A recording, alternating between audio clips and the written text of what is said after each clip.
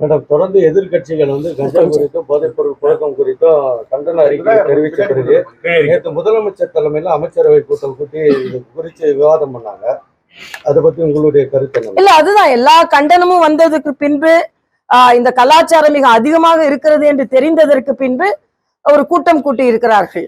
இதுல என்னன்னா, இதுல உயர்நீதிமன்றம் சொன்னதே மாதிரி அந்த நெக்ஸஸ கண்டுபிடிக்கணும். இதுல சும்மா ஏதோ கூட்டம் போட்டு நான் ஆலோசனை நடத்தினது என்பது நம்மளால அனுமதிக்க முடியாது. மூலை முடுக்குகளில் இருக்கின்ற கஞ்சா கலாச்சாரம் இன்னைக்கு தமிழக கலாச்சாரம் என்பது கஞ்சா கலாச்சாரமாக மாறி வருகிறது.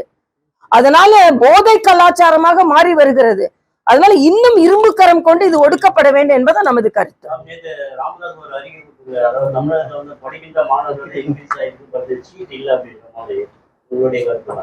இல்ல, எல்லா இடங்களிலும் குறிப்பா இப்ப அரசாங்க பள்ளிகளிலையும் அரசாங்க கல்லூரிகளையும் தேடி வருகின்ற மாணவர்கள் அதிகரித்திருக்கிறார்கள்.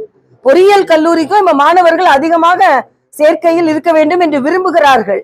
இன்னைக்கு நீட்டினால மக்கள் பாதிக்கப்படாமல் மக்கள் ஏழை மாணவர்களுக்கு அனுமதிக்கப்படுகின்ற ஒரு வாய்ப்பு இருக்கும்போது தன் கையில் மக்கள் படிக்கிறதுக்குள்ள வாய்ப்புகளை தமிழக அரசு இன்னும் அதிகமாக ஏற்படுத்தி தர வேண்டும் என்பதான் நமது கோரிக்கையாக இருக்கிறது. அது மட்டும் இல்ல, இன்னைக்கு 10ஆவதுல கலைஞர் பாடம் இருக்கு, கலைஞர் பற்றிய பாடம். 9ஆவதுலயும் கலைஞர் பற்றிய பாடத்தை வச்சாச்சு. இப்ப 8ஆவதுலயும் ஒரு பாடத்துல கலைஞர் இருக்கிறாருன்னு ஏதோ ஒரு சின்ன மாற்றம் கொண்டு வந்துட்ட உடனே காவிமயமாகிறது கல்வி அப்படின்னாங்க. இன்னைக்கு கலைஞர் மயமாகி கொண்டிருக்கிறது. எந்த தலைவரை பற்றி எல்லா 8ஆவதுல படிக்க ஆரம்பிச்சு 9ஆவதுல கலைஞரை பத்தி படிக்க ஆரம்பிச்சு 10ஆவதுலயும் கலைஞரை பத்தி படிக்கணும்னா ஒரு தலைவரை பற்றி எத்தனை பாட புத்தகங்களில் வைப்பீர்கள்? ஆக இதற்கு ஒரு வழிகாட்டு முறை இருக்கணும். எல்லா மரியாதைக்குரிய பாரத பிரதமர் சொன்னார், நம்ம அன்சங் ஹீரோஸ், அதாவது அறியப்படாத எத்தனையோ தலைவர்களின் தியாகம் இன்னும் அறியப்படாமல் இருக்கிறது. அவர்களை பற்றிய புத்தகங்களில் பாடங்கள் இடம்பெற வேண்டும். தமிழகத்துல எத்தனையோ முதலமைச்சர்கள் சிறப்பாக செயலாற்றினார்கள். இன்னைக்கு அண்ணன் இளங்கோவன் சொல்றாரு, இந்த ஆட்சி தான் காமராஜர் ஆட்சியா. எனக்கு அதோட அதிர்ச்சியான ஒரு செய்தி இருக்கவே முடியாது. திமுக ஆட்சியை காங்கிரஸ் ஆட்சினே சொல்லிட்டாரு. ஆக இந்த 3 பாடங்களிலும் 3 வகுப்பிலும் கலைஞரை பற்றி பாடம் இருக்க வேண்டும் என்றால் இதற்கு ஒரு வழிகாட்டு முறை இருக்கணும்.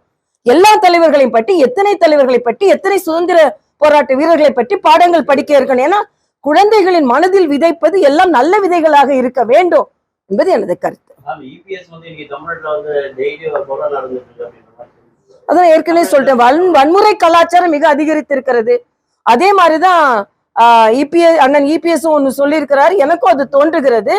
ஆன்லைன்ல தான் அதிகாரிகள் பங்கெடுத்துக் கொள்கிறார்கள், நாங்க அதுக்கு தடை விதிக்கவில்லை என்று தமிழக அரசு சொல்கிறது.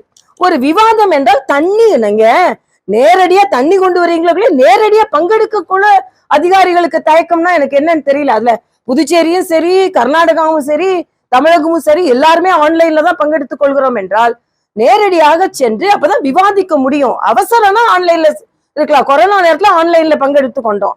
ஆக நாங்க தடை விதிக்கவில்லை என்றால் ஏன் அவர்களை செல்வதற்கு ஊக்கப்படுத்தவில்லை என்ற கேள்வி நமக்கு வருது இல்ல. ஆக இதுல காவிரி தண்ணீரை கொண்டு வரதுல அவங்க தீவிரம் காட்டவில்லையோ என்பதும் நமது ஒரு கவலையாக இருக்கிறது.